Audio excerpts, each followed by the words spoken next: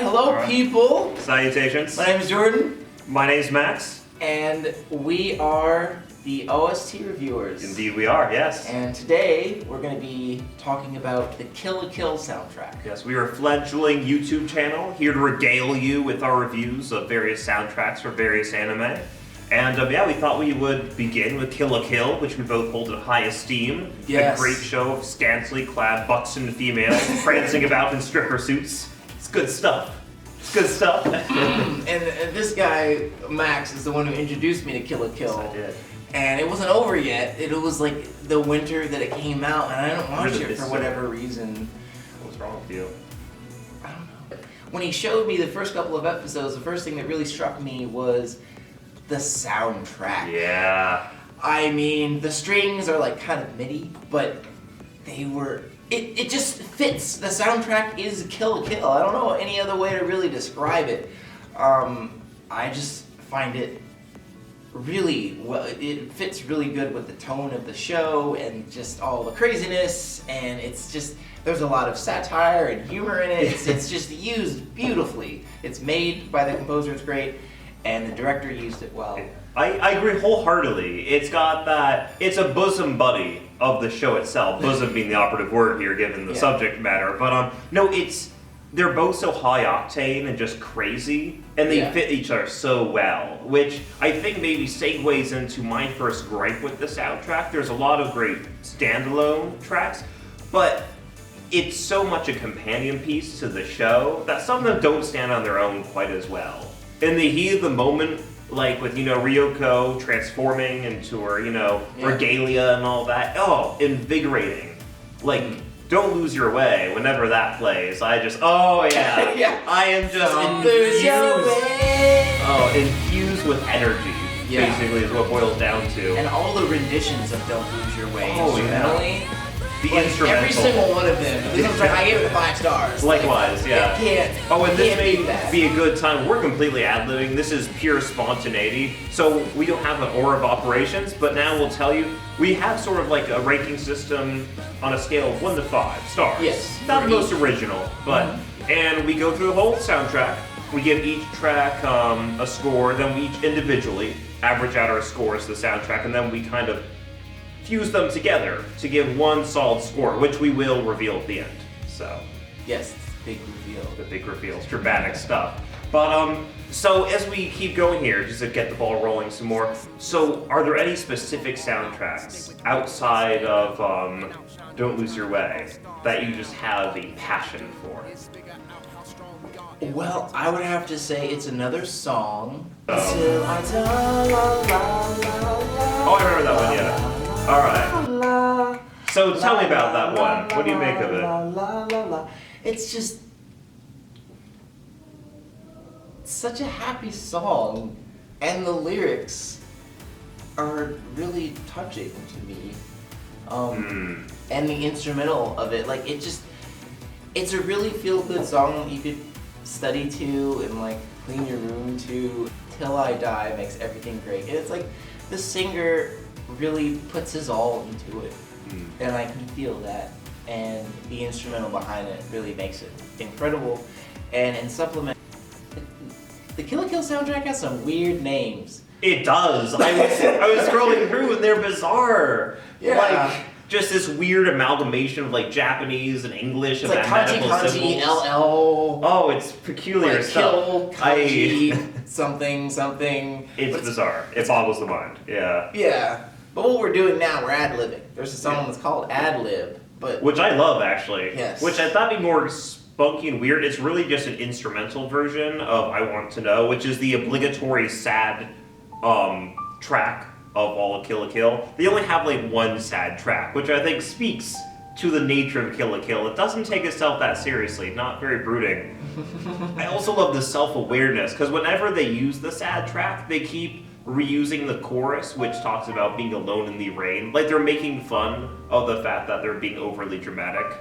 And then Don't Lose Your Way, where the chorus is Don't Lose Your Way or Your Mind, is also rather ironic because I can scarcely count how many ways Ryuko loses both her mind and her way. If we look at the soundtrack as just the soundtrack outside Isolated. of Kill la Kill, Yeah. some of the tracks are still Some are still great, like the amazing. ad-lib one you're just mentioning. Yes. I love ad-lib. I would listen to that all day. Dramatic. I love the piano pieces. Yeah, of course, all day. But some of them just almost jarring to the ear. They go from really being great and helping you get immersed, and then just otherwise, like fingers on the chalkboard. I mean, yeah. It's like really embracing. I think that's even better than the original what you're doing now. Yeah, overall, I like it. What was that soundtrack you were saying earlier that you loved? Epic Don't Lose Your Way. Yeah, the instrumental of Don't Lose Your Way is wonderful. Like some of the stuff, I consider myself like a self-declared anime snob. So normally I prefer like full orchestrated soundtracks, which are more like, you can picture the live music with all violins and whatnot. We're spoiled. I enjoyed it a lot, and I think part of it just has personality. A lot of music nowadays, especially anime, is just soulless. There's like nothing, it's kind of empty, but Kill la Kill is... Whoever the composer of the soundtrack is, effectively uses not only strings, but also like, not dubstep, but electronic music together. And it works. It does work. Somehow. It gives it a vibe that is unlike really any soundtrack that I've ever listened to. Oh, likewise. It's totally unique. And that's the thing, usually I hate the electronic sounds. They really just grind my gears, but here it works for some reason. Especially the opening scene when Gamagori steps into the classroom. Whatever played during that time. Well, that's the thing, some soundtracks are really good, but they detract from the show because they're so good they distract you. It becomes like a music video more than an actual show. Whereas with Kill la Kill, this is maybe one of the best, like, partnerships of soundtrack and show I've ever seen. Like, they're wed together. Yes. Like, in holy matrimony.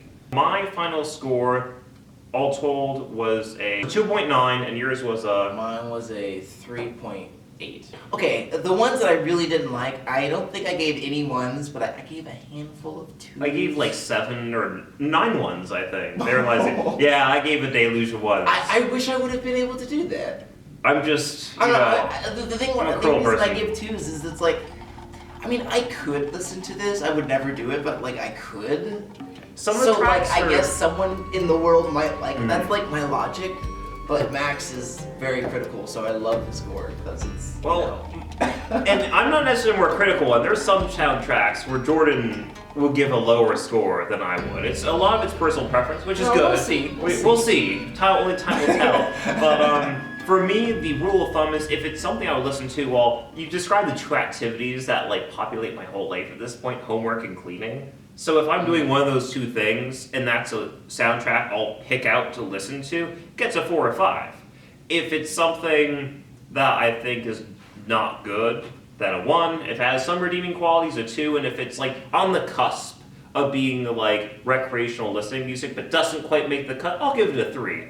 But that's generally like my scoring system in my mind. So I have a different listening routine. I'm curious, you never reveal what's the method to your madness? Usually, I listen to a lot of anime music while I do homework, while I clean. Yeah. But there are 2 different types of music that I listen to when I do homework or clean. Usually, there's some soundtracks I listen to whenever. There's a song from Elfen Lied on my iTunes that I've listened to over 900 times. It is a piano piece, and I find it amazing. I've listened to it, and however I feel, whatever I'm doing, except being super excited. It's a very soft piano piece. It's not the most exciting thing. No. But I'll listen to like exciting things if I'm like cleaning, but I'll usually try to steer clear of anything that's like cool. I mean, not cool, but like is like too much while I'm studying. I'm imagining you doing like exciting, really flamboyant, like shirts everywhere and just the vacuum cleaner swooping in. Yeah. And so all told, we give it, which I think is a good score, a 3.5 if you mesh our 2 scores together, and we round up with it. Oh no, my man was right. 3.4, which is still not too shabby, because just to specify, for us a 2.5 is like truly average. Yeah. So anything above that is above average, which is a good score. So that's well above average. A 3.4, that's almost a whole like star above average.